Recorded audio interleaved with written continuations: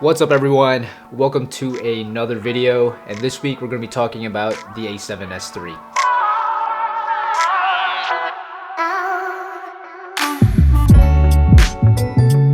So yeah, the A7S III, this thing has been a beast. You know, I got it because of the 4K 120, because of the 10-bit and the 422.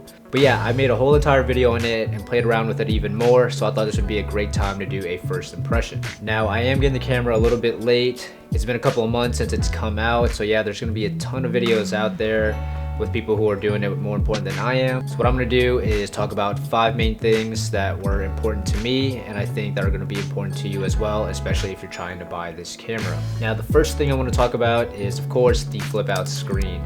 Going from the A7R III and having to literally reach over the camera, turn upside down, or even go all the way around my PC to see how this specific frame is set, having it on the side just makes it a lot quicker. It actually probably goes from a couple minutes to set up this shot to probably 5 seconds. The only problem, and I've done this a couple times, that I can see you have with the flip out screen is making yourself want to look and check the whole scene out instead of looking down the camera barrel.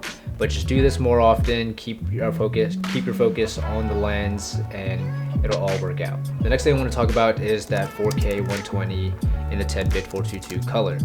Now, in the past, I've worked with the A6500, the A7 III, the A7R III. I've even done some stuff with the A7S II, but now coming to the A7S III, I really like working with log footage, and then being able to do that in 4K and 120 just gives you so much space to work and move and do a lot of different shots and edits.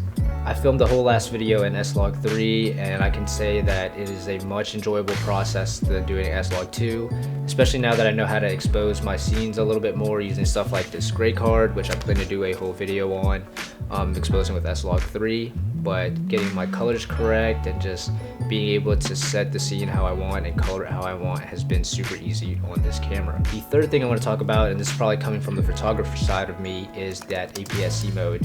And if you don't know what that is, that basically uses the full frame camera and crops it down to the APS-C mode, so you basically get that crop that you would get if you were using not a full frame lens. And this just gives you the ability to punch in a little bit more just to get a different focal length.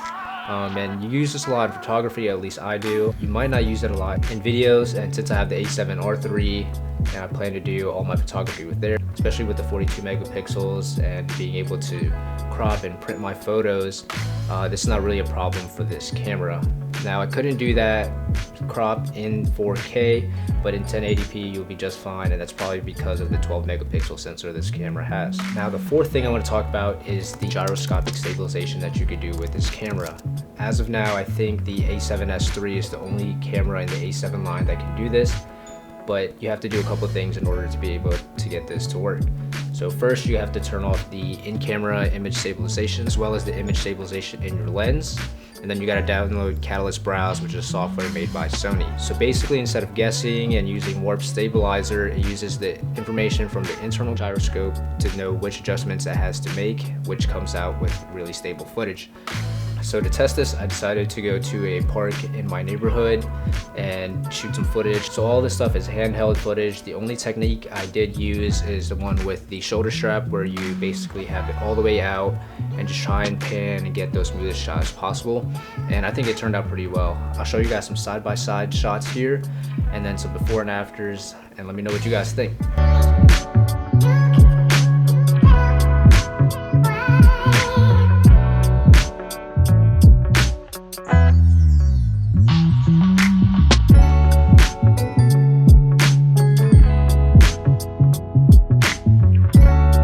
Now, the fifth and last thing I want to talk to you guys is kind of important, and it's kind of ironic because it was during the filming of this video.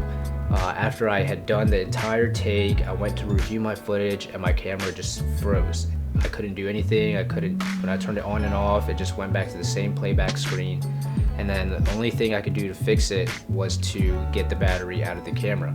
So once I put the battery back in the camera, I was able to play it back again, but in the middle of my footage, I started getting these little glitches, these audio spikes, and basically I found out after putting it in the computer that my file was kind of corrupted and unusable. And so I don't really know for sure if that is a problem with my SD card or if that is a problem with my camera. It'd be super ironic if it was the SD card because I just recommended the heck out of them in my past video.